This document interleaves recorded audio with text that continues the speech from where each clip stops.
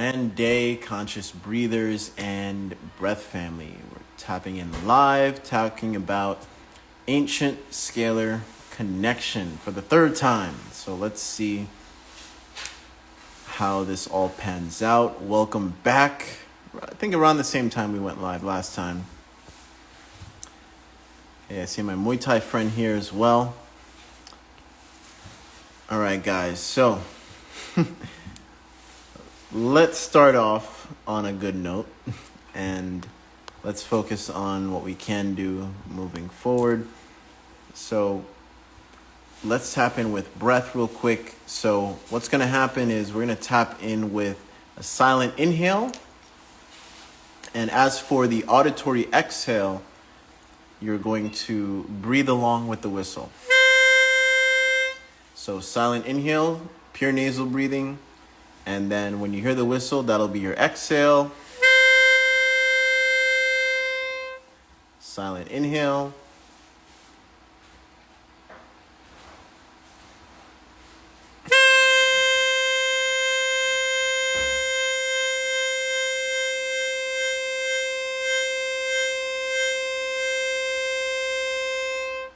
Silent inhale.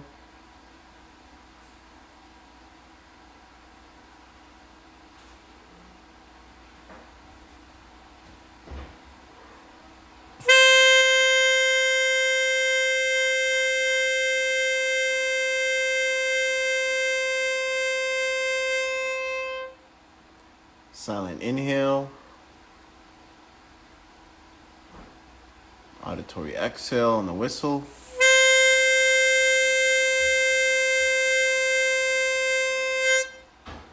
Silent inhale.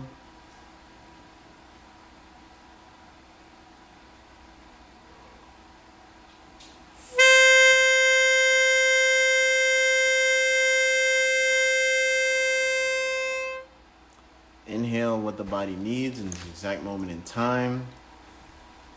Exhaling more life into what the body needs in this exact moment in time. Welcome, guys. Thank you for tapping in. Thank you for sharing your time and your presence. So let's start on a good note, on a focused note, and get to the point here.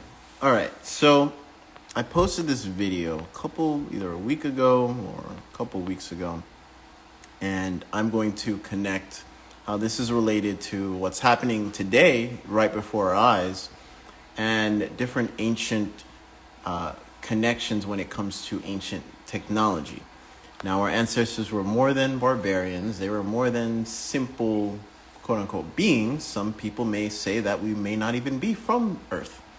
And you can look into meteorite having human DNA, which is very interesting in itself.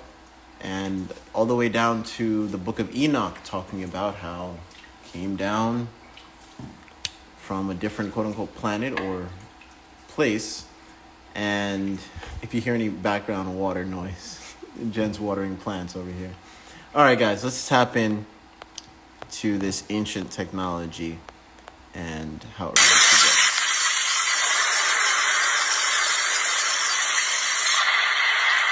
So what you're seeing here is an antenna on top of these ancient buildings. And these ancient buildings always are either gold-plated on top or some type of metal on top. And I want you to pay attention moving forward to the next couple of videos that I share. Pay attention to the top of the buildings, all right? And mind you, these were 1,000 plus, who knows, 1,000 plus years old buildings. So history isn't fully told the way it should. It should be told. So as you see the lightning hitting the top, so that energy hits the top, sends it into the building, and once upon a time, there would be golden chandeliers, and not just golden chandeliers, they would have specific geometry made within these chandeliers, and these chandeliers will hold, these geometric patterns would hold particular sets of frequencies. That is great for the human body and overall resonance. So when the etheric energy or the lightning or however you want to describe that, or plasma, is coming into the building. Now, as the energy comes in, anything that is a conduit in terms of metal would have that energy blast into the geometry, and then the geometry would then shower people in that regard. And it's very healing, very powerful, very potent. And I already have a few ancient technologies and playing with them myself. So let's tap into the architecture here. And I'm going to bring it full circle towards the end. So bear with me, guys. All right. Far bigger than any human footprint has any right to be, and its origins are unknown. Stranger still is the hanging column. This ornately carved and decorated column doesn't touch the floor. Local tour guides often pass a newspaper beneath it to prove it isn't secured to the ground. And so it seems it really does float. During India's days of British colonialism, British engineers are said to have tried to move the column to find out what kept it in place, but they failed in their efforts. The laws of gravity simply don't seem to apply to it. Elsewhere, there are strange patterns of circles carved into stone, with smaller circles arranged around a larger one at the center. They're presumably intended to symbolize something, perhaps the sun, but nobody knows who made them, when, or how. Murdoch's gold disc, which can be found in the State Museum of Lower Saxony in Germany, is an archaeological artifact that spent a lot of its recent history being badly misunderstood. The flat, round disc was found in a field by a farmer in East Friesland in 1910. The farmer thought it was pretty but worthless, and so he gave it to his young son as a toy. It wasn't until an antique dealer visited the house several years later that they realized their lucky discovery might be valuable. The antique dealer bought the disc and sold it on to a research team, who carried out extensive investigations. According to the experts, the artifact is around 3,500 years old. That makes it a product of the Bronze Age. It's no ordinary decorative disc either. It's an ancient astronomical calendar. The markings on the disc show the movements of planets through the sky, and what's really amazing is that there are 9 different planets recorded. History tells us that Uranus wasn't spotted until 1781, and Neptune wasn't found until 1843, with dwarf planet Pluto following in 1930. And yet, it seems that whoever made this disk was already well aware of them. The Kyaktio Stupa in Myanmar's Thaton district defies physics. The sound is lagging. One look at it is enough to tell you that it ought to fall off the cliff it's delicately perched atop, but it never does. For more than 2,500 years, this gold-painted, sculpture-topped boulder has teetered on the edge without bowing to the inevitable force of gravity, despite the fact that there's nothing holding it in place. It's not tied to anything, nor is it physically secured to the cliff beneath it. The stupa is a Buddhist icon and a popular pilgrimage site. Legend has it that the reason it never rolls over and falls is that it balances on one single strand of the Buddha's hair. Another local legend says that an ancient king used supernatural powers to pull the boulder out of the ocean, build a temple on top of it, and then had it coated in gold leaf. Prepare yourself. Someone obviously painted it and built the temple, but the story about it being magically dragged out of the ocean is a little far-fetched. The unlikely landmark is also the site of a once-a-year festival, which sees it surrounded by exactly 90,000 candles at the end of every March. Look at the top. Making highly unusual stupas must have been a recurring theme among Buddhists a very long time ago. Look at the top. Afghanistan is an Islamic country today, but it was Buddhist. This is a stupa he was talking about, how it's on the edge of the plain. And some say that a mystical king created levitation and had it towards the edge, and it's all scattered in gold. Gold. Look at that. You would think that thing would fall, right? You would think that thing would fall.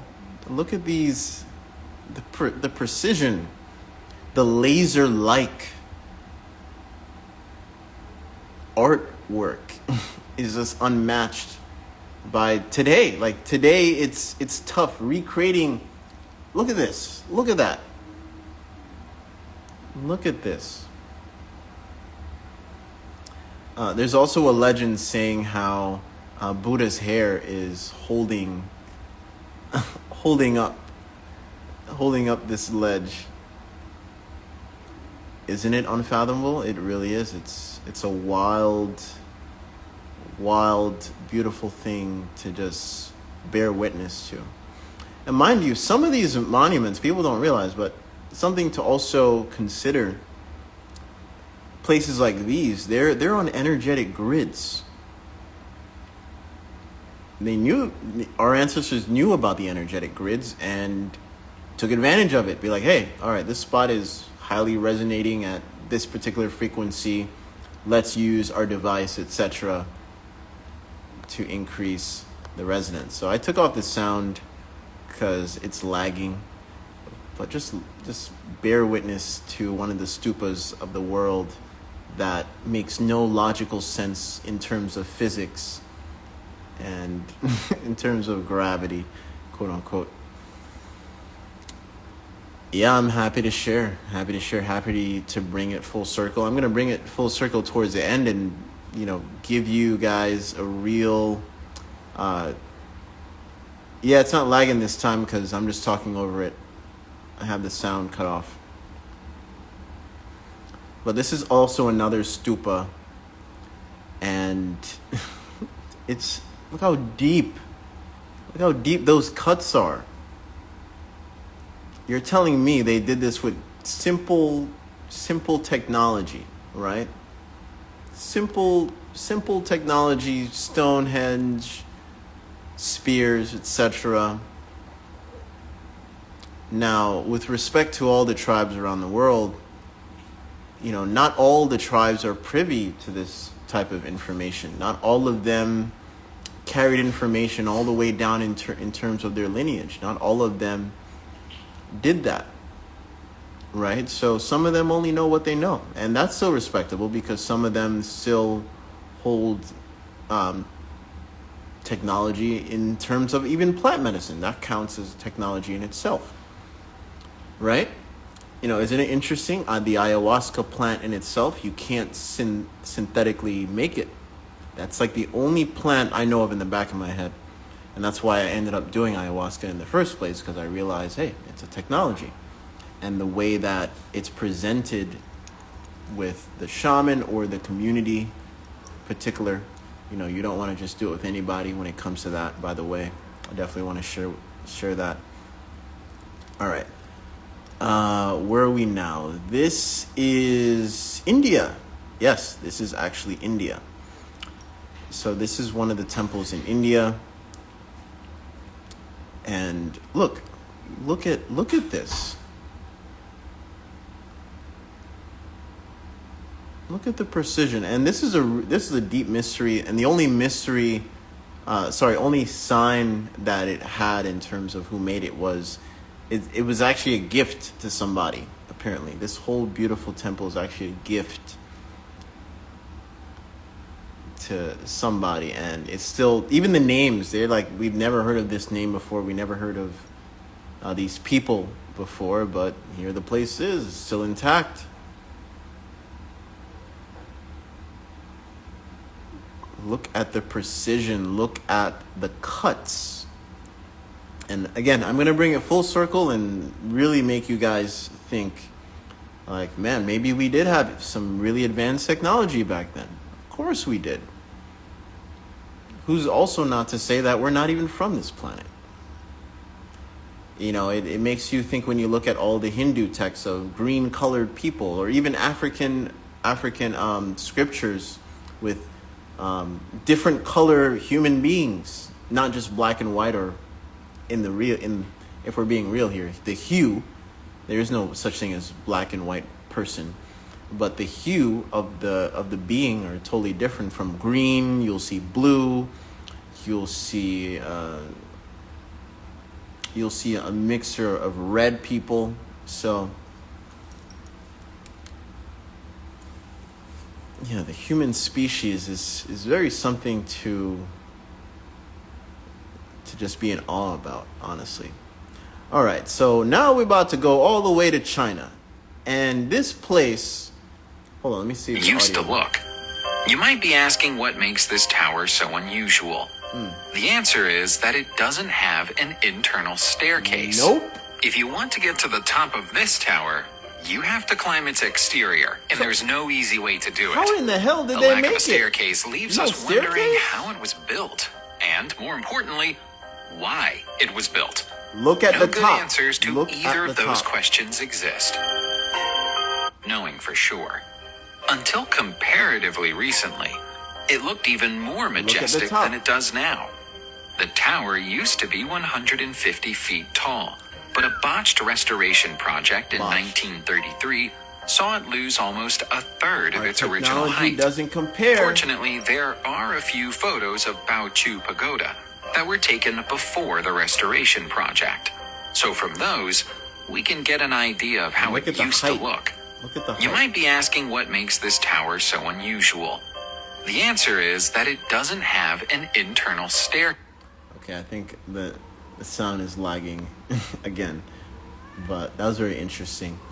But yeah, like I said, no staircase, nothing inside. It just is, right? Right, Gaijin? Yeah, Gaijin. Yeah, let them know, Gaijin. So, look at the top. Look at the top. Doesn't that look like a jet pillar to you, too? If you guys are familiar with jet pillar, I'm going to show you the connection here as well. And some people who negate the fact that, our ancient ancestor didn't know about electricity. Okay, I mean, even if you were to say that, they didn't know the electricity that you know of, or you view in that sense, right? So, like I said, pay attention to the top of these ancient, quote-unquote, buildings. Whenever you see them, pay attention to the top, all the way down to that stupa where that boulder was sitting on top. What does that look like to you? Right? All right, so we went through that. All the skyscrapers in the modern Chinese city of Hangzhou. Okay, we went over that. Oh, I guess you should know the name of the other building, the last building, right? So let's go over that building one last time. Even among all the skyscrapers in the modern Chinese city of Hangzhou, Baoqiu Pagoda attracts your attention when you cast your eyes across the skyline. It's an ancient mystery, sticking out from the landscape like a sore thumb. Archaeologists and historians believe it was built during the 10th century, but they have no way of knowing for sure. Until comparatively recently, it looked even more majestic than it does now. The tower used to be 150 feet tall, but a botched restoration project in 1933 saw it lose. We're going to choose a different asset here and share with you guys. We're going to tap into the next moving forward. Remember, guys, pay attention to the top pieces here. All right, next. Attention and curiosity they deserve. You can add the Ratnagiri temple complex in Odisha to that list. There's no one standout piece of architecture here. Everything you look at within the complex is incredible, and the process that went into building it are almost unimaginable. Historians believe that the first of the temples, shrines, monasteries, and stupas that exist at Ratnagiri was built during the 6th century, and were then added to over a period of 1,000 years, with the most recent temple at the site built during the 1500s. It's not without good reason that the entire area has been... Okay, went over there, but keep an eye on the top piece. I'm gonna bring it full circle towards the end. And people who say that our ancient ancestors were barbaric or simple-minded, etc., I'm going to bring it full circle. You're going to see for yourself how we can also use modern technology and see that, hey, was this actually conductive? Was this doing what people say it was doing? Were the ancient Romans capable of creating flexible glass thousands of years ago? That seems too absurd. Okay, maybe I don't want to get into the glass one yet. I want to bring everything full circle when it comes to the top pieces. But I also wanted to touch on monks using technology themselves. Now, in Ethiopia, there's a sect of Ethiopian priests, and it also correlates with Egypt as well, because when the pyramids stopped, quote unquote, working, that's when people started to go inside the pyramid and do all types of stuff, living there, etc. But as soon as it stopped working, these quote unquote pharaohs, kings, etc., would go into the pyramid, and the priest, the Ethiopian priests who fled to Ethiopia, but these priests knew what would happen in the sense of the pyramids were used in a disharmonious way. So they took whatever they could. They let the king or the pharaoh be like, all right, yeah, do whatever you want. You want to take off the gold. You want to do this, you do that. All right, you do that, but let me go in there and take some technology back home. There's even a saying, there's even talk about the Ark of the Covenant being in Ethiopia as well, being heavily guarded. I don't know what the door is called, but till this day, yes, there is a lineage, and their kids is literally still guarding the Ark of the Covenant in that sense. And even the Ark of the Covenant, keyword, look, Ark. What do you hear? Ark, Ark, Ark, Ark, Ark, Ark, Ark, Ark, Ark, Ark of the Covenant. What do you think the Ark is? Okay. So, next. So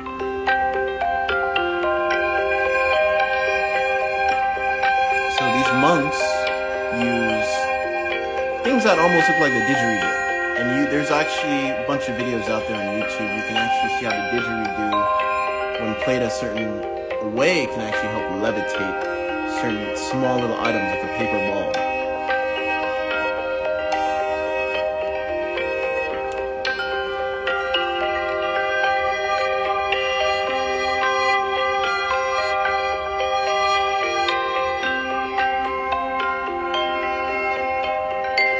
Yeah, very barbaric people, right? Sure. 13, 3 meters.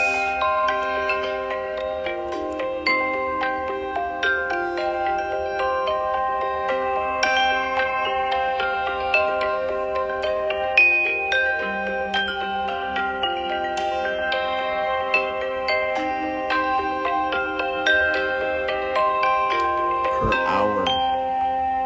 5 to 6 stones per hour.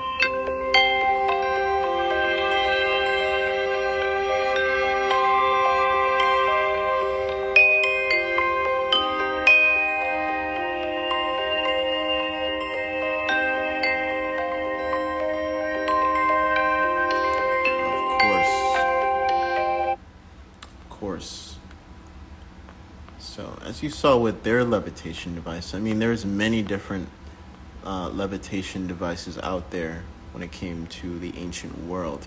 Now, the last video I want to play here is an ancient arc reactor. Shout out Pravin. Definitely check out Pravin. And he's going to explain this arc reactor here. And remember, look at the top, and I'm going to bring it full circle towards the end. Does this temple have something to do with energy? Look at the top. As we walk towards the main chamber, you can feel the energy, the vibration rising inside you. Is it just an irrational feeling? If you look up, you can see this advanced carving. Look at that. It looks Look at that quite spiral. similar to a modern-day generator or even an arc reactor. What do you think of this one?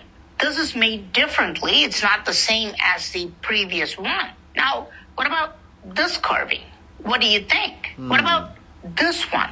Are these just fancy, meaningless patterns? Why do they resemble modern technology? Did ancient builders use advanced tools and weapons? Does this temple have something to do with energy? As we walk towards the main chamber, you can...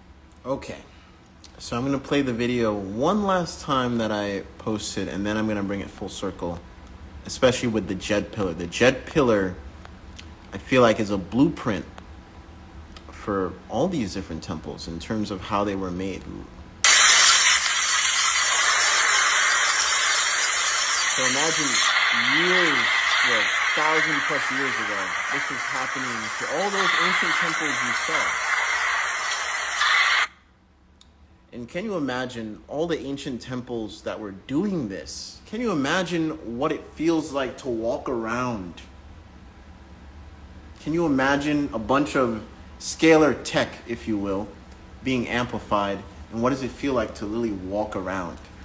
Right? There's only one farm out of the many farms that got a bunch of scalars from us, a bunch. And you go there, if you have any ailments, like your spine will start shivering. I can't wait to interview that particular farmer and his testimonial come next year. So yeah, it's just, you can only imagine how a bunch of temples were lit up like this, what the atmosphere must have been like.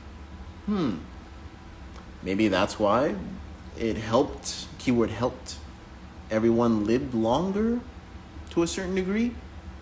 Maybe. Is that why there's recorded history of kings ruling for 1,000+ years? Maybe. Oh, keyword maybe. I'm not saying absolutes here. Just making everyone think for themselves here, right? Okay, so I'm going to share this John D. Riley here with the live stream. And he's going to share what's happening with the Jed pillar of ancient Egypt. Okay, well, we're here today to do our first Jed experiment. We're actually, it's our own raising of the Jed. Harun, Alian here, and myself, we got together when I first arrived here in Cairo and laid out the plans to create a Jed pillar to see the reaction of the materials that the ancients used to accumulate energy via the resonance project or the radiant energy project that we're doing here. So what we have is we have the live stream. This is a special research device that I brought, and Harun actually had this, the base shaft or the base column is made out of limestone. And so what we're going to do is we're going to place that on top of the emitter. Now again, as we all perceive, this is considered a non-conductive element. And so what we decided to do basalt as the insulator or as the activator. We're still deciding on what's going to happen here. Now, just so you know, there's no metal in this whatsoever. This is actually considered non-conductive natural elements, and basalt, very difficult rings to fabricate, but these guys are geniuses here, so they pulled it off very well. So what we're going to do is we're going to create this spacer, and then we're going to add red granite as one of the, either we call it the antennas or the plates. So remember, I was telling you to look on top of every ancient building. And so what we're gonna do here now is we're going to create the backbone of Osiris. So while doing a combination of elements here, you're gonna see the Jed is gonna start taking form, and then what we'll do is we'll actually energize it and actually feel what type of energy is actually going to be emitting. This is the first time we're doing it. We haven't done it before the camera started rolling, so I'm kind of excited. I think a lot of you will be excited to actually see a Jed coming into form in its actual 3 dimensions. I know a few of you back in the States are kind of waiting patiently to see this. Exactly, the spinal column. So if everything goes well, we should have a tremendous amount of energy that emits from this pillar itself. And listen as he goes one by one to different parts. So now we have the completed Jed Listen. at this point in time. So what we'll do is we'll do a slow introduction and power up the unit here. Going to start it from a low setting. Very low setting.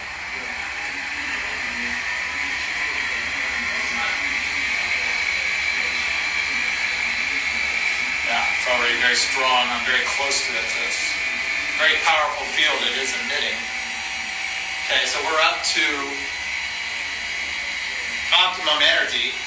Now, when we start, it should be very interesting for us to see what happens when we interact with the limestone. So as you can see, energy is emitting from the limestone. Now we'll look at the basalt.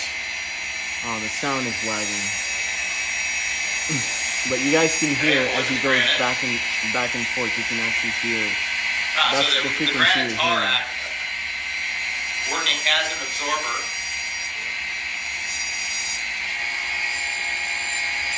Now the technology just amplified.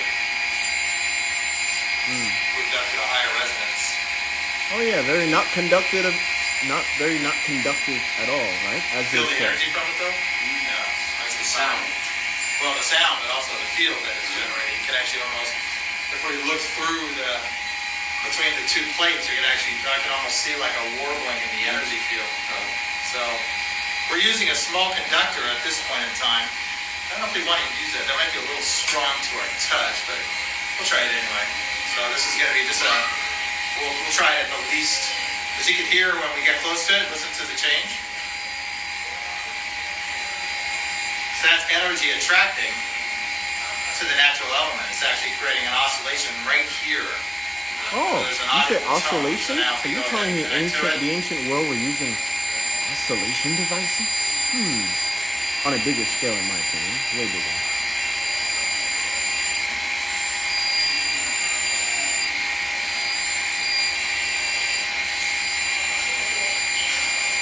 Okay, so let's look at the limestone. Limestone is very loud, like right out here.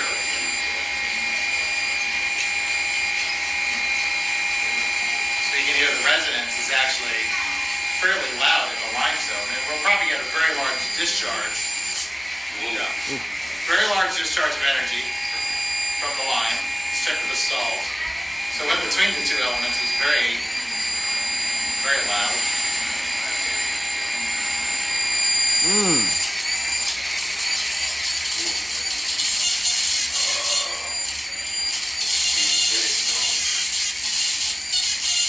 Considerable amount of energy discharging through the basalt. Let's try it at the top. That was it there. But like I said, just like you heard the Jed pillar, something as ancient as a Jed pillar, it wasn't just emanating a certain energy into the field, but as you saw, it was also giving off a frequency. So again, can you imagine? I'm gonna just share. Does this temple have something to do with energy? As we walk towards the main chamber, you can feel the energy, the vibration rising inside you. Is it just an irrational feeling? If you look up, you can see this advanced carving that looks quite similar to a modern day generator or even an arc reactor. What do you think of this one? This is made differently. It's not the same as the previous one. Now, what? So you saw the curlings in there, right?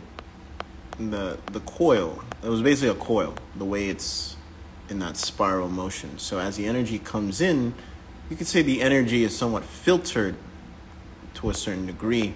So that way, when it's showered on the person, it's harmonious. Same thing. If you look at this quote-unquote old church, but before it was used as a church, it was mainly temples. Either, if you want to say Jesus and his saints, his gang of saints, this is what the type of technology they built before Christianity came into the fold, so to speak. But I want you to take a look at the blue part. You see the blue part on the bottom towards the end as the lightning hits? If you can, I'm going to replay it again, no worries. But I want you to pay attention to that blue part. You're going to see the blue part emanate. You're going to see it light up in the building. So you can only imagine once upon a time when they had the sacred geometric chandeliers on everybody as you would go in and creating that arc, creating the arc as it just beams into the building. And we talk about fire, we talk about water, we talk about etc. when it comes to elements, but no one really talks about the thunder element. Did you know plants actually need, or forests, or plant life in general, you actually need the sound. Just the sound alone of thunder actually promotes a healthy ecosystem. Just the sound alone. I'm not talking about the chemical nitrogen in the atmosphere coming from the thunder. I'm talking about the sound. The sound alone of the thunder itself helps plant growth. Isn't that wild? The sound alone helps plant growth. It's just like when they did the experiment where they were playing running water, and the plants were actually more hydrated when they were playing running water.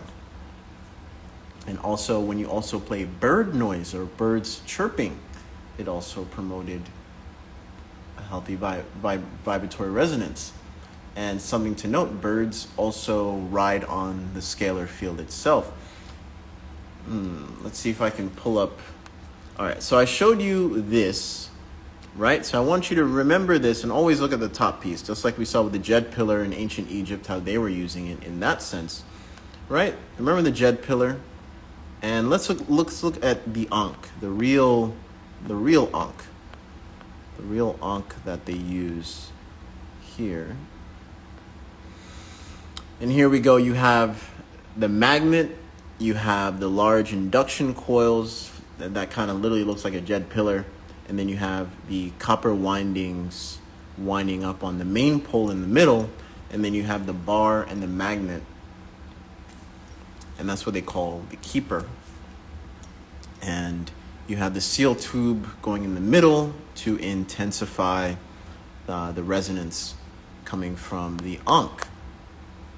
So one of my theories are, when it came to this type of technology, imagine you are either you're inside the pyramid, or beyond that, let's talk about the Nile. So something I noticed with the Nile stems all the way from the pyramids, right? So you could say the pyramids was a conduit of energy to help transform the water. And even if you don't believe that they use energy, okay, well, what about piezoelectricity? And it's simple. All you have to do, get a pole, stick it down deep in the earth, and have it running into the pyramids, which they did, right? So at least using that type of energy, and with the pyramid shape, now you're creating resonance, but also it's having an effect on the water. So when you see all those beautiful staffs that they used to have, or the Ankh, etc., one of the ways they definitely most likely used it was around these fields, around the Nile. There's even pictures of how they would take the pole and stick it into the earth, and they would create different devices where it would connect to your pineal gland here, and you would get a resonating feeling emanating from the earth. Okay, so let's tap into this building. I'm gonna find the building in China. I'll find the building. Let's see. But doesn't these two look alike as well? You see Nikola Tesla's oscillator, and then you have the Egyptian Ankh, right? And just like I showed you with John, how he placed a Jed pillar that they say is quote-unquote not conductive. You saw how conductive it is. You heard how conductive it is, right?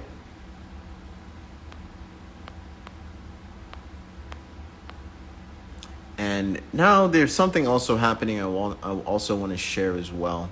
That's happening, and it'll give me some time to pick up the other video. But take a look at this. It's been a long, hot summer. Droughts and heat waves have spread across entire continents worldwide, killing crops, drying up rivers, and raising worries about our planet's future.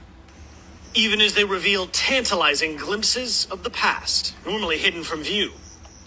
Like this ornate 17th century garden in England, 300-year-old paths and hedges laid bare by record-setting heat. Most were revealed by falling water levels as rivers shriveled. Like this island in China and its Buddhist statues believed to be 600 years old. 比较少吧。 I'm worried, this local man said. I feel like the environment has just become quite bad. I think this is a warning to us. In Spain, a dried-out reservoir displayed an entire village swallowed when the dam was built. The feeling is nostalgic as people see the home of a family member, their own, or of someone they know re-emerge, said the town's mayor. Some even date back to prehistory. In Texas, a dinosaur left these 113-million-year-old tracks. Other waterways exposed the scars of history's worst trials, like this bomb from World War II destroyed by the Italian army. And in Serbia, a graveyard for sunken Nazi warships emerged from the Danube. But other rivers convey urgent warnings about what's to come. In German tradition, these hunger stones mark the water levels that preceded famines. The oldest one, from 1616, reads, "If you see me, weep." Climate experts like Bob Ward say these hints from history shouldn't be ignored. What do you think that means for our present day? We're seeing more intense, more frequent heat waves happening all Bring it. around the world. He says it's something we may have to get used to. They're Bring it. definitely going to continue, and it's going to get worse for at least the next 30 years until the world reduces their emissions of greenhouse gases I don't know about to that zero. A It new may reality help. that's living up to old warnings. But I also feel So guys, It's a even though cycle that this grass is getting a I'm not much used needed to. drink, the damage from this past summer's extreme weather has already been done. And according to scientists, we're in for a lot worse in the years to come. Tom? All right, Matt Bradley first. Matt, we thank you for that. okay. All right, so I hope I can bring everything full circle to everyone and understanding the forgotten, hidden history of technology that has been around for a very long time. And this type of technology, as you can see, just the geometry, the way that these buildings were made, they were more in harmony with nature than against nature. So it's a beautiful thing that we're in the age of remembering, the golden age of remembering.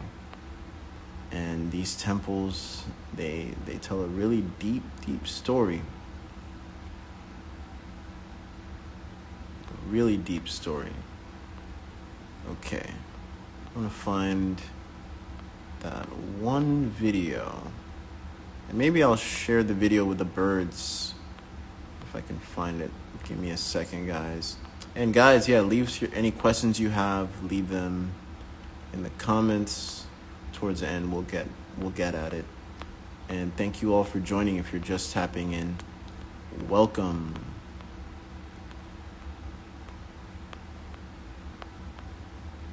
All right.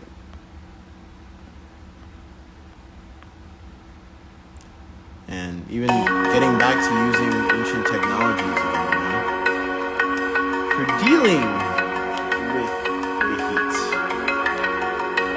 So they're using underground. Let me change the comments. Give me a second.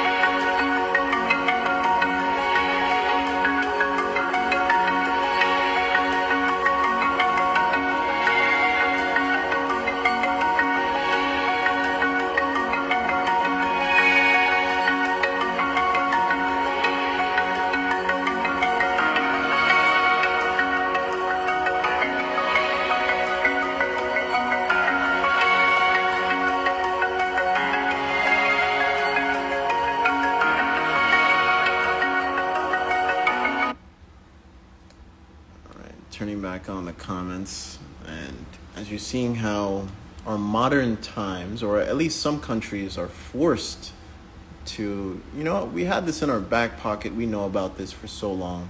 It's time to get back to using or harmonizing more with the earth more than ever, right? It takes a traumatic shake to give you either a better perspective, new paths. I like to say new paths, not even better perspective, but more paths to embark on, whether you learn or ignore the knowledge in terms of the experience. Yeah, reverting back to natural energy, or just following natural law, as I like to say. And I want to share more videos, if you haven't seen, of old ancient temples just being lit up. And look at the way the top is made. Look at the top. And look how the birds, you see the birds starting to come around? Look at that. Did you know birds, the reason and how they move in the way they do, and also this also connects with fish, they are riding the scalar energy. They can see that. They not see it. They can feel that. And they know what patterns, what movements to make. This week, we're on week number 8 of sun breathing. I tapped into scalar movement for the first time ever on a video platform in that sense. So I am hinting towards, I feel like the next 10-week journey, we're going to tap into your scalar movement. Get you guys understanding the core direct connection of what many different practices are just aiming towards. And that is the scalar direction, or the scalar movements. Okay.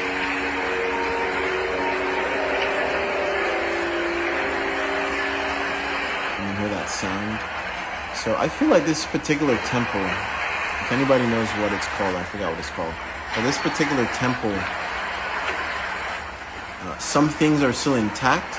So I feel like what you're hearing, when you hear that click, that switch. So here are the birds riding the scalar wave. And this is actually pretty rare. I forgot what this is called. Yeah, similar. And look at the symmetry. This isn't coincidence. This isn't, look at that. Woo! Look at that.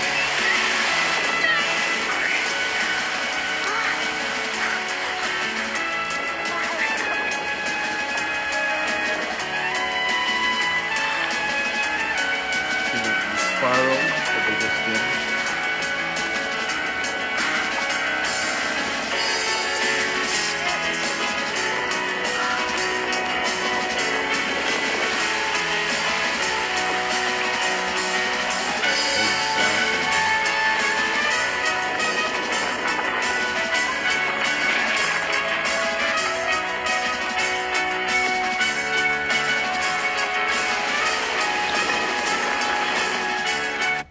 Yeah, so our ancient ancestors, it's called mermation.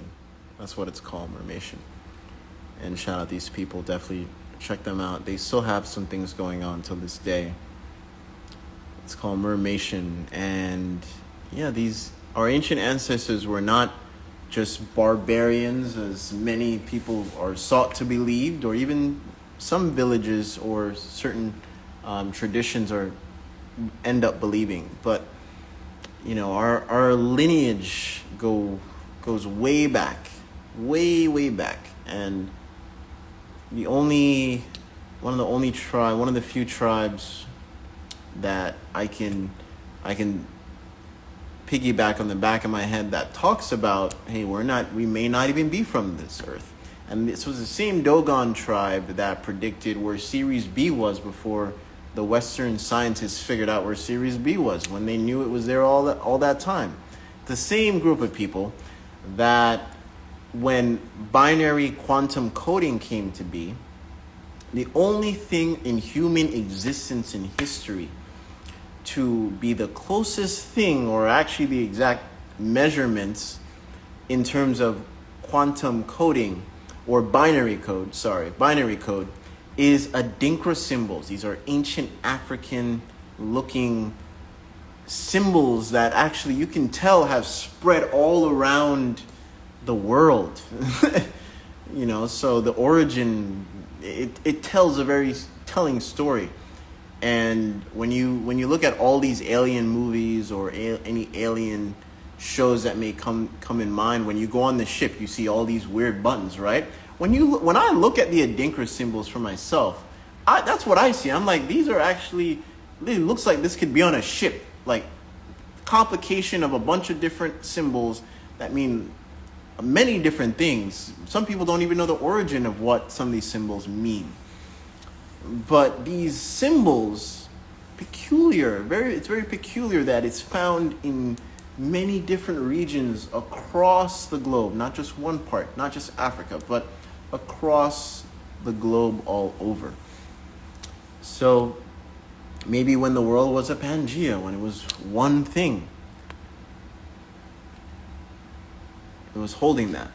And yeah, these were very sophisticated people. I'm going to play the video of this ancient temple one more time. And remember, look at the top piece. Have something to do with energy. As we walk towards the main chamber, you can feel the energy, the vibration rising inside you. Is it just an irrational feeling? If you look up, you can see this advanced carving that looks quite similar to a modern day generator or even an arc reactor. What do you think of this one? This is made differently. It's not the same as the previous one. Now, what about this carving? What do you think? What about this one?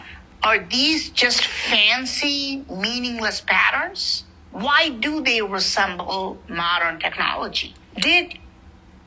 Why? Why? That's where it stems from.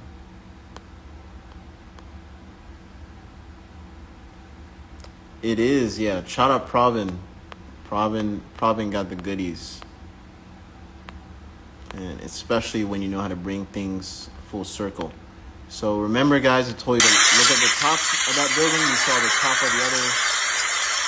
the top of the other ancient building. And especially the one in China that is just marvelous. Just marvelous. A marvelous building. That's all I could say. Just marvelous. That's like the only word that comes to mind.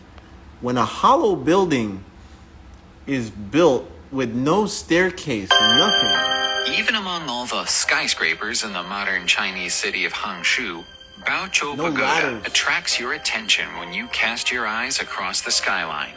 It's an ancient mystery, sticking out from the landscape like a sore thumb. Archaeologists and historians believe it was built during the 10th century, but they have no way of knowing for sure. Until comparatively recently, it looked even more majestic than it does now. The tower used to be 150 feet tall, but a botched restoration project in 1933 saw it lose almost a third of its original height. Fortunately, there are a few photos of Baoqiu Pagoda that were taken before the restoration project. So from those, we can get an idea of how it used to look. You might be asking what makes this tower so unusual. The answer... It looks like a jet pillar. And just like John over here was explaining with the project, where is it? Here it is. So let's revisit this one last time, and then I'm going to answer your questions.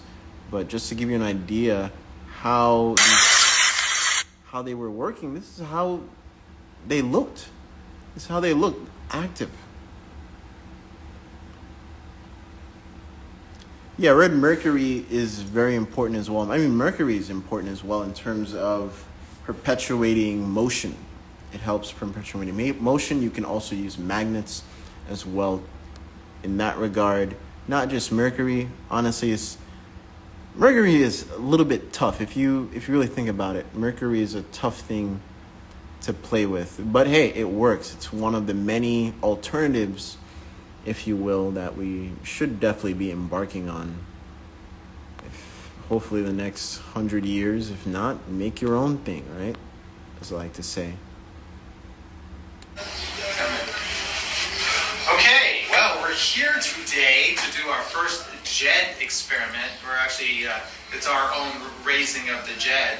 Harun, Alian here, and myself we got together when I first arrived here in Cairo and laid out the plans to create a JED pillar to see the reaction of the materials that the ancients used to accumulate energy via the resonance project or the radiant energy project that we're doing here. So what we have is we have the live stream. This is a special research device that I brought, and Harun actually had this, the base shaft or the base column is made out of limestone. And so what we're going to do is we're going to place that on top of the emitter. Now again, as we all perceive, this is considered a non-conductive element.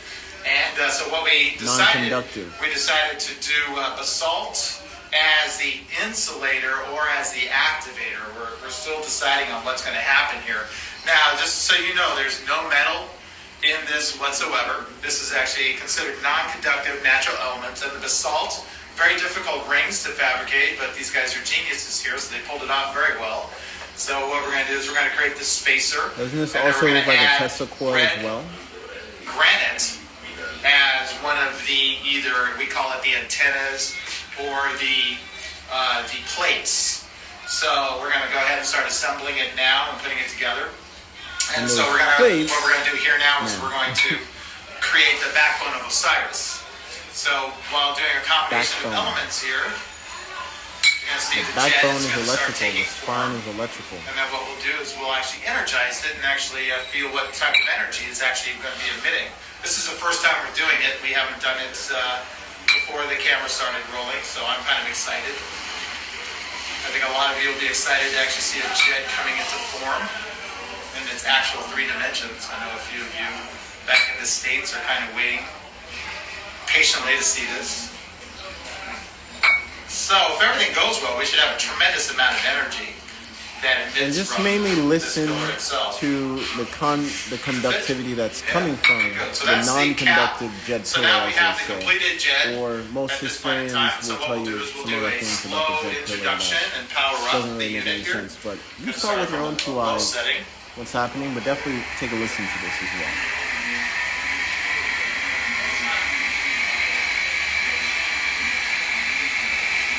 Already very strong. I'm very close to it. It's a very powerful field it is emitting.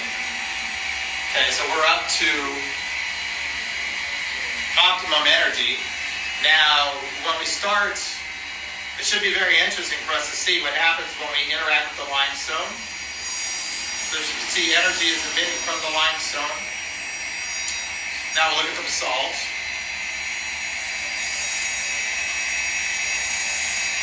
Okay, and we'll look at the granite. So the granites are working as an absorber.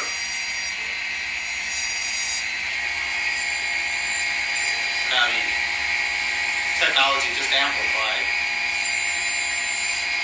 moved up to a higher resonance.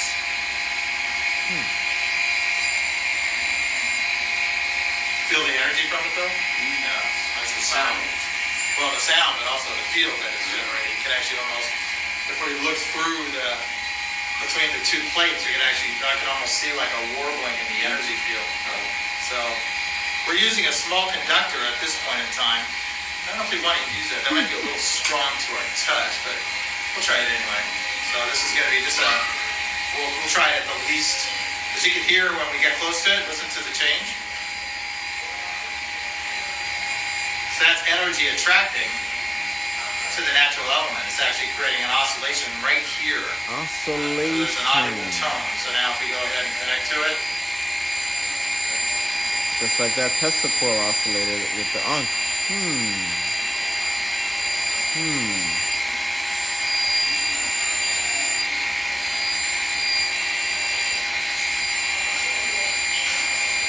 Okay, so let's look at the limestone. Limestone is very loud, like right out here. Yeah, I'm actually going to use some of the sounds in there for maybe the next subliminal breathwork track. All right, guys. So any questions you guys have? And, you know, what these ancient, beautiful buildings were doing, were literally creating the arc,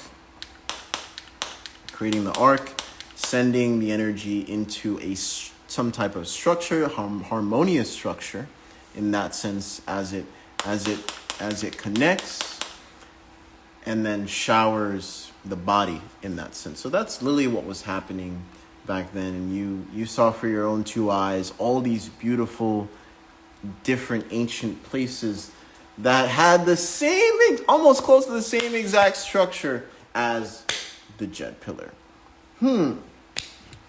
So some type of blueprint, if you will, was laid out for all these ancient civilizations from far and north and south, spread out all over the world, so far apart from each other, but using the same exact energy resonating field.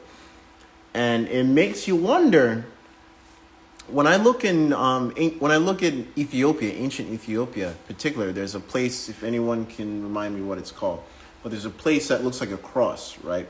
And some people, when you look at that architecture, some people will say like, no, this has to be made by lasers. And the rabbis on the Jewish side will tell you about Solomon's ring, how it was actually ancient technology when it came to the jade in the ring would act with some type of laser to activate. And maybe that's how they use certain cutting materials with the levitation, etc. So many different things in that sense. Yes, brother, we can repair our DNA. Indeed. So even imagine when all these places were alive and quote unquote on. You can imagine what it's like breathing in the electric resonance, or not even that, more hydrogen. Hydrogen is also one. So imagine just breathing it in. Just that one alone is like a huge opener. So let's tap into some questions here. Is it possible to repair DNA that's been altered using the same advanced technology? Yeah, I mean, that's what we're doing with Scalar. We're bringing it back. We're bringing it back because, Scalar is within our DNA. I'll give you one example. The phantom effect. If you guys never heard the phantom effect, when you remove the DNA from one part, it actually leaves an energetic resonance behind. That's what they call the phantom effect. What does that sound like to you? The same exact mold of the DNA, when it moves to a different part, it still leaves its structure behind. The phantom effect. That almost sounds like Scalar to me. How is it over here, but yet the structure, an outline of the structure, is still emanating and still molecularly connecting with different parts of the body, etc.? And that also goes to show you with the aspect of trauma, right? Now we have beautiful scientists today talking about how trauma is connected with diabetes, not even the physical aspect. So now we're slowly, hopefully, but surely getting to the point where we live in a multidimensional world, not just a physical aspect, but nothing is even truly physical to a certain degree, right? Everything is emanating, vibrating at a certain rate. And that's what also brought me to the realization that no one is better than anybody. Everyone is just vibrating at different frequencies. That's all. That's all it is. All right, reading some questions here. Didn't they use mercury in thermometers? Yeah, they did. All right, we went over the mercury aspect already. Peace. Yeah, Adinkra codes. Indeed. All right, any questions, guys? Lay them out. Or if anybody wants to tap in and share what they thought about everything I shared. And guys, if you find value in this, please do share it. I still got a lot to put on. I'm happy that everything came out the way it did today. No interruptions.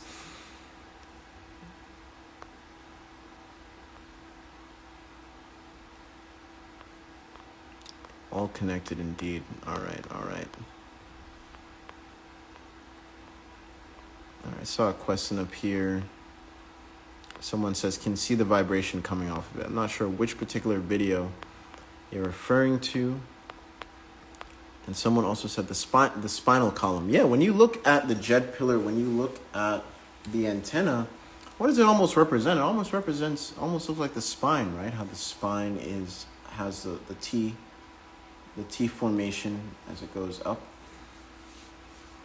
Just like I said, harmonious technology. Why do they build the things the way they built them, right? You don't just want an antenna on top and just copper wire just running through. You actually want to structure. It's just like you don't want to just drink tap water. You want to structure the water, right? Same thing applies with etheric energy in that aspect. You don't just want to harness the energy in that sense. You want to structure it. And you can structure it in a harmonious way or a destructive way, right? And I like to say whatever, just like HARP Technologies is structuring it or using it in another type of way in that sense, just like what they did in Australia. If you didn't know what they did in Australia, I'm not even going to get into that. I did a whole live on that already. But yeah, there's so many different ways you can tap into that. What books get your attention for scalar energy? What books? I have one book in particular. It might be in the car. Give me a second.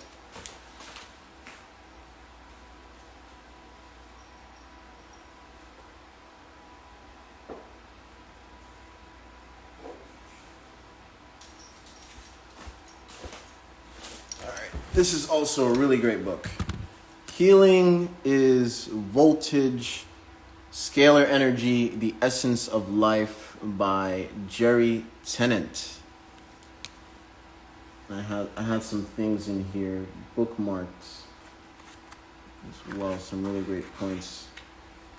Yeah, he's even referring to ancient temples as well. Look at the structures, etc. And they're all capped with particular metal, right?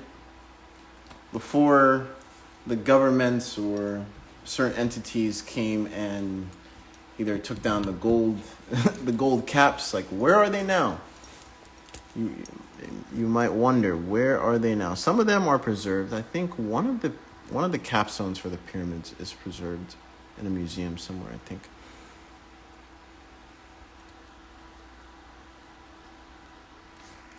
Yeah, let's talk about communication as well with these temples.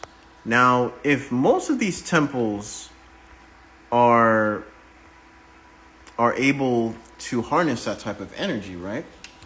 You can also use them as a communication environment.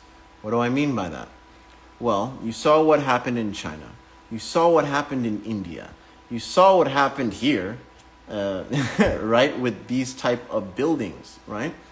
And we know that scalar energy, I can literally take a piece of your fingernail, we still offer this service, and place it on the scalar, and you'll still feel remote frequencies no matter where you are in the world, right? So what's not to say these temples were also used as communication devices? Imagine the energy, the electrons that is forever flowing all throughout the universe, 24/7, on a wide scale basis in many dimensions of reality, including thoughts. Thoughts are also scalar, right? So when you have an electric field that is harmonious for the body, very healing for the body, like these beautiful temples are, now it's like you're on a grid. It's like you're on your own grid, just like we have the Verizon grid, we have the AT&T grid, the 5G grid, etc. Who's not to say they had their own grid as well that communicated back and forth? They didn't have to go boat for boat. Hey, let me boat all the way to you and talk to you, etc. What if we could go inside these buildings when they were on, when the field and the atmosphere was so potent and so harmonious with Earth? Now you're so in tune with Earth's grid. My thought can definitely reach a lot faster to another person, etc., no matter where they are in the world, right? Especially in an atmosphere that was so harmonious back then. You can only imagine the alignment a person naturally has. They don't have to do all this, right? So, you just take a random normal inhale and you're just fed with the light, etc. It definitely was a different grid back then, for sure, energetically. And it's an interesting synergy here that I'm seeing, where all these droughts are happening and you see all these beautiful ancient architecture come out and about. And also there's some stones out there. I definitely got the wrong video when it came to the drought part, but at least you saw some of it, especially with China. And these beautiful places, as we're seeing them come up from the earth, it makes you wonder. I'm like, as the sun is changing color, it looks more whitish, right, than yellow, right? What if we're turning back into another cycle in time that had these type of technologies, that was more harmonious with these type of technologies? And we definitely do see that, especially in the medical field, especially in holistic healing in general, how both of them, they're not going against each other, especially around this time. People even within the medical field, some are tired of what they're prescribing to people, etc., etc. They want to give back more.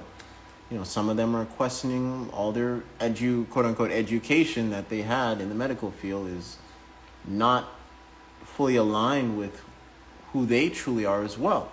So that humanity, that resonance that is within everybody is shifting. It's shifting to a different resonance. Like I said, no one is better than anybody. Everyone is just resonating at different frequencies. That's all it is in that sense, right?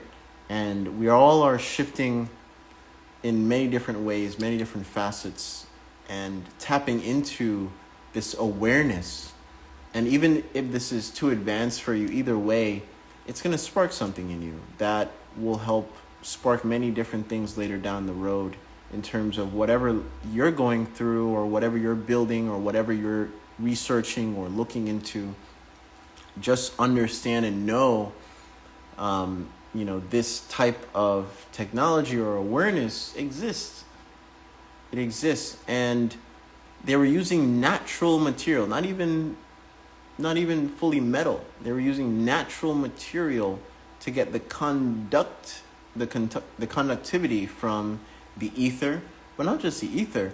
There are some temples I'm going to look into, but there are some temples actually that have poles or certain stones going deep in the earth to, again, get that piezoelectricity. The pyramid is one of them in Egypt. In the aspect of the Bosnian pyramids that I'm going to next year, I don't know too much about it yet to fully dive in, but even the owner of the Bosnian pyramid that I'm going to be blessed to meet with and talk to, he understands scalar energy as well. So it's a beautiful synergy that we're seeing. And the aspect of scalar, I'll put it to you like this. If there was one main power hub, if you will, that had the same type of architectures with the pole, with the jet pillar, and it's beaming and connecting with every architecture out there that have the similar thing, you can imagine what the skyline used to look like back then as the energy was bouncing off each other back and forth, back and forth.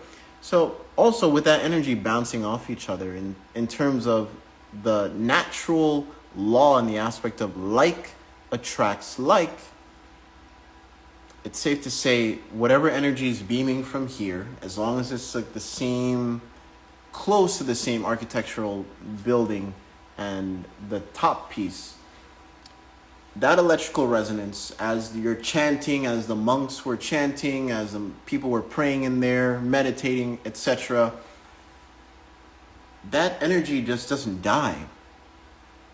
Now, as that energy beams off into the next building, what do you think is happening here?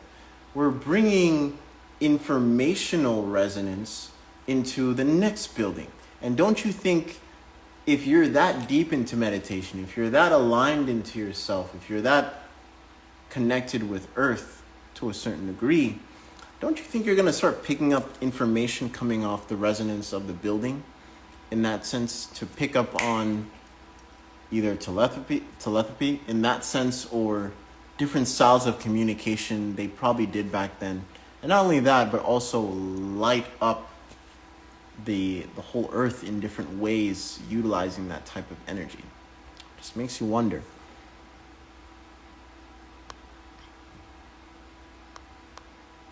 Yeah, history is fractured. Exactly, all the cathedrals. We're gonna tap into cathedrals later, if you know what cathedral even means. Oh, Ben stones. Oh, Ben stones. Okay, Ben stones. Interesting. All right, someone goes, how to get rid of porn and masturbation addiction. Breath patterns, and also practicing masturbating without spilling the seed in darkness. That way you rewire all the times you masturbated to porn, all the times you had certain quote unquote thoughts, and you'll be able to face yourself in a deep. I cried the first time when I started doing that practice years ago. And that's just being real here. You might end up crying because when you're in the darkness and you're facing yourself in that way, and certain things will come up. But the number one thing I will tell you when you do that practice is be very intentional in the sense of rerouting that energy of where you want it to go, in the sense of more harmonic balance, and learning that your chi shouldn't just be spilled. Your chi shouldn't be just shared with just anybody in that sense as well. And you'll realize the cycle of energy in that regard too. But that's a great mini practice to do when you're in the darkness. Consciously masturbate in that sense. If it's gonna be your first time doing it, yes, Gaijin. If it's gonna be your first time doing it.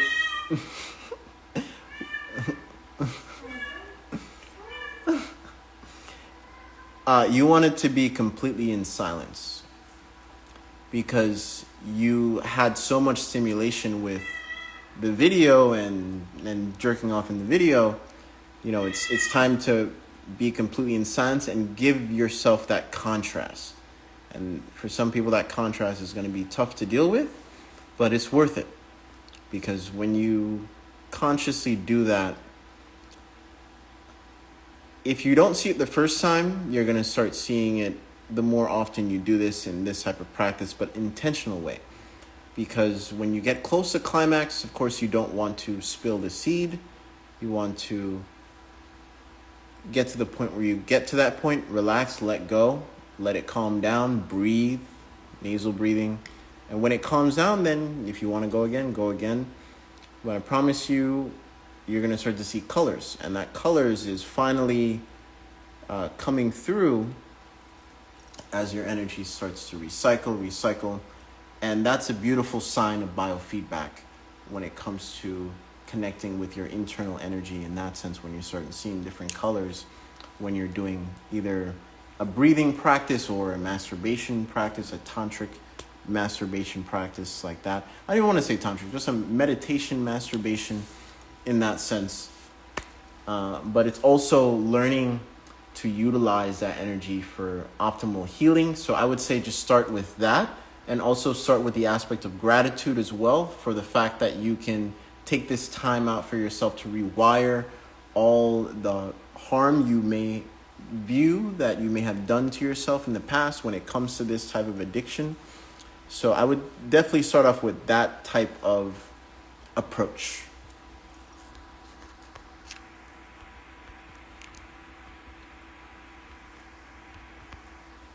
For meditation, the confirmed, what those images of color. Oh, you mean what are you seeing in terms of colors when it comes to meditation? I don't understand fully your question here.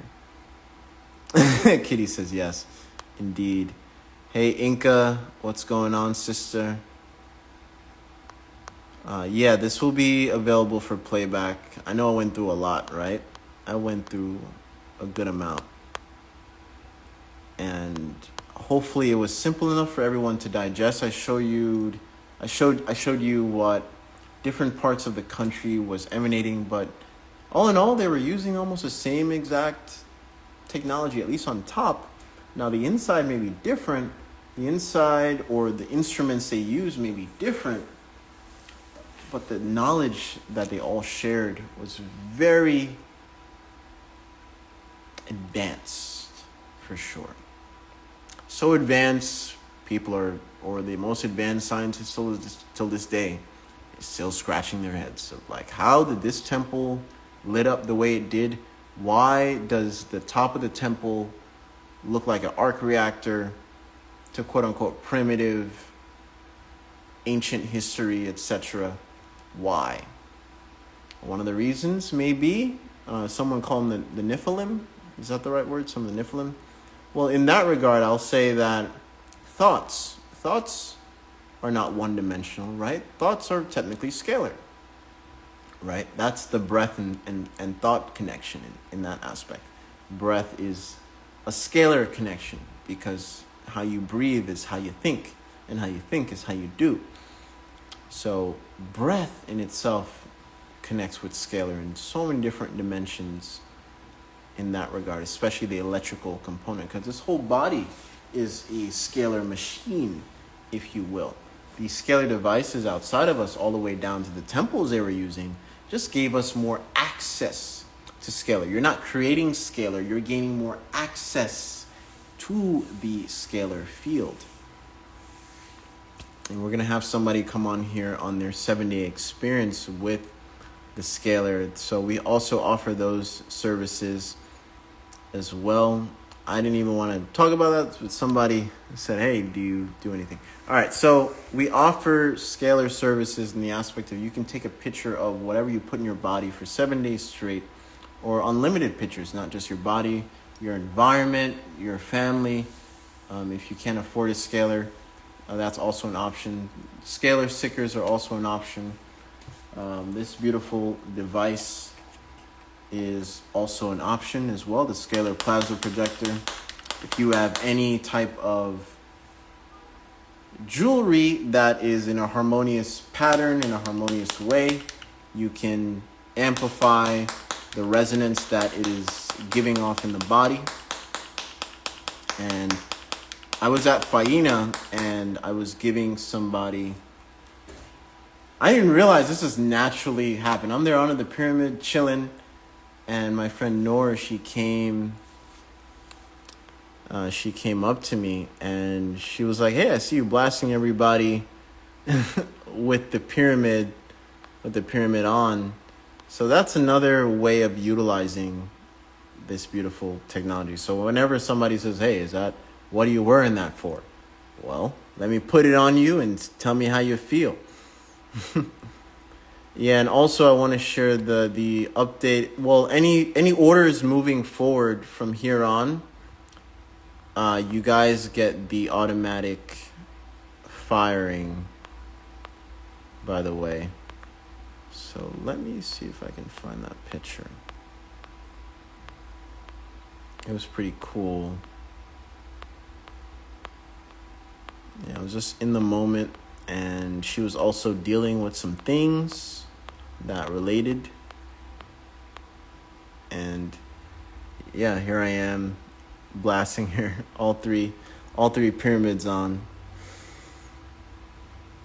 Link is in the bio, alchemybreath.work. So also, when it ties back to ancient India, like you saw with the jet pillars, etc., imagine doing yoga in these places when they were actually on, when they were resonating. I actually want to do an event where I'll team up with a yoga instructor and just go around blasting everybody in their different yoga poses and see if they feel a different resonance. They'll definitely feel a different resonance. Because again, imagine, look at this. Does this temple have something to do with energy? As again, we walk towards the main chamber, you can feel the energy, the vibration rising inside you. Is it just an irrational feeling? If you look up, you can see this advanced carving that looks quite similar to a modern-day generator or even an arc reactor. What do you think of this one? This is made differently. It's not the same as the previous one. Now, what about this carving? What do you think? What about this one? Are these just fancy, meaningless patterns? Why do they resemble modern technology? Did ancient builders use advanced tools and weapons. Look at that. Does this temple have something to do? Okay, so imagine that temple going off, right? And you're doing all your yoga practices in there. Like I said, many of these different places have the same exact top piece, right? But they were used in different ways. We saw in China it was completely empty. Even in here, technically, it's completely there's no chairs. There's nothing like that. So imagine that all these ancient temples going off, and you're there either meditating, doing your yoga practices, or your breathing practices.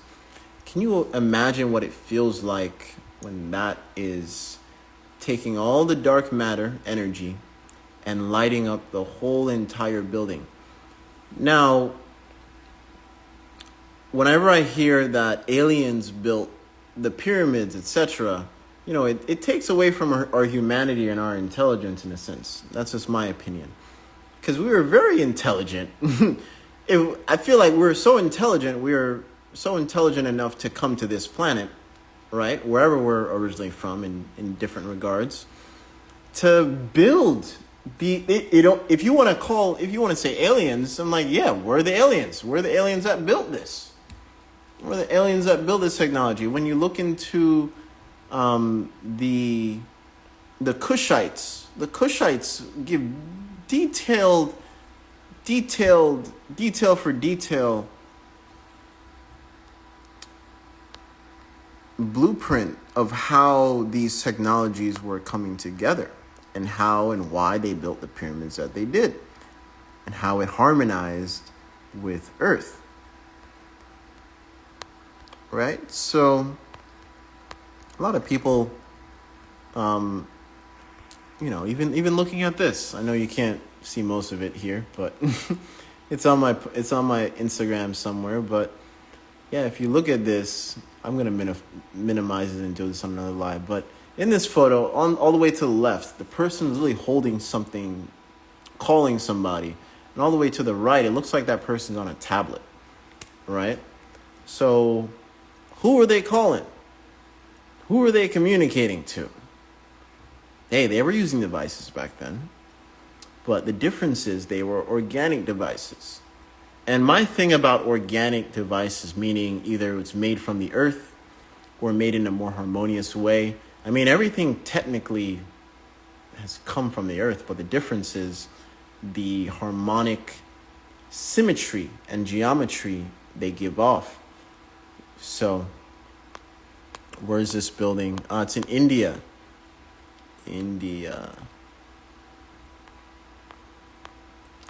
So when you look at even the lingam, I gotta pull up pictures of the lingam. When you look at ancient scriptures there we go. Maybe, yeah, that's better. So as you can see up here,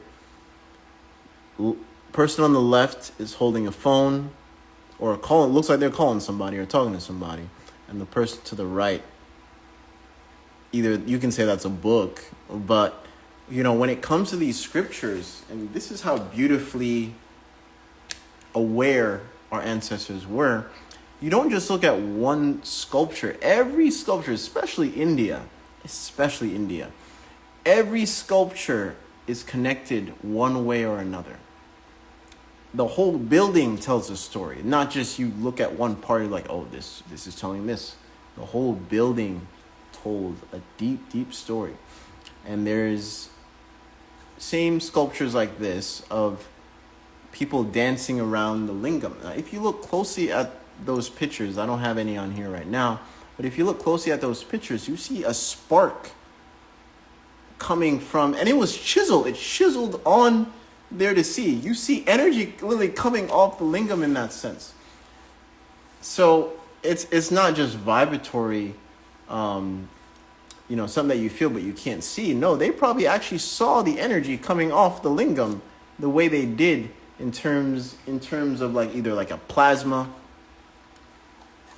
like the arc. They saw the arc coming from the lingam, right? When the lingam was really active back then.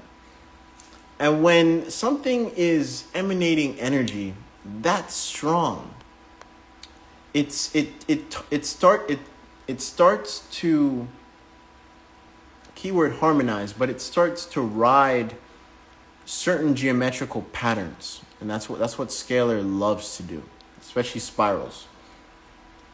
So that energy starts to ride or harmonize with certain geometrical patterns, the spiral, and it just starts to emanate bigger and bigger and bigger and bigger and bigger, and it just intensifies over and over and over and over. So collectively, those who are meditating, those who are very intentional in terms of their practices or their actions in general, it causes resonance beyond our in-depth understanding, honestly, because you're hitting so many dimensions way beyond verbal communication or understanding, honestly. And I can go on and on. Yes, we ship worldwide for now. Yes, we ship worldwide for now. I'm debating when I retire whether or not to keep the shop up, but we ship worldwide.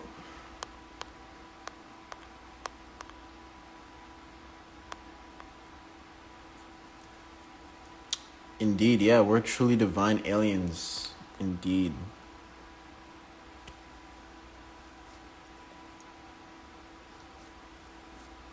Thank you, 369 Hertz. All right, guys, any questions? I'm about to tap out here, but again, if you found value in this, share it. And if you didn't get a chance to tap in with the breath work that we started in the beginning, we did some auditory breathing. Let's tap in again to end it off. So we're going to have a silent inhale and then an auditory exhale where you can hear your exhale. The slower, the longer, the better. So silent inhale, and as you're exhaling, you're going to exhale along with the whistle.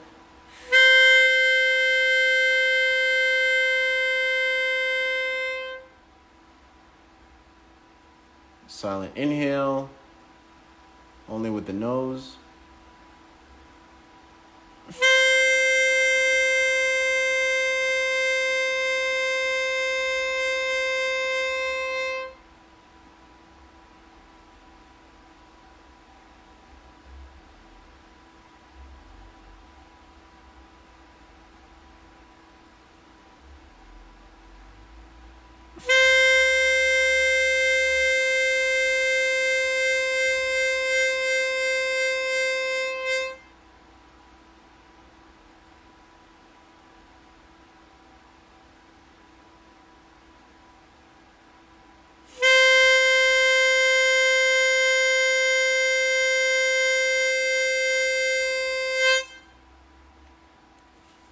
Inhaling what the body needs in this exact moment in time. Exhaling more life into what the body needs in this exact moment in time. Thank you all for sharing the breath in this exact moment in time. Again, if you found value, share this and leave any questions in the comment section below. And thank you all for tapping in. And we'll keep on sharing the Scalar with the rest of the world. Also, I want to let it be known, if you own a farm, if you know someone that owns a farm, we're also taking pictures of the farm, placing it on the Scalar for free, devon@alchemybreath.work. Now, as you're seeing the results for yourself remotely, and beyond the aspect of placebo, like a bunch of these farmers are, that should incentivize them to get their own Scalar and put them all over the farm, right? And we're also taking screenshots of Google Earth if you want to do a town, particular city, not just a town, a city area via Google Earth. You can take a bunch of pictures covering most of the Google Earth in that sense of the city, And you want to specifically, don't zoom out too much, zoom out enough where you see the highways, etc., because that in itself is a grid, right? So we got to harmonize it. And it took us about 2 days to do all of Florida. So if you even want to do a state, yes, that's possible. We're actually getting Denver up in a few days as well. There's this one person that keeps on sending us emails, so don't be afraid of doing that. Send them over. That's perfectly fine. Will this be available for playback? Yes, it will. All right, guys. I'm tapping out. Have a breathful day.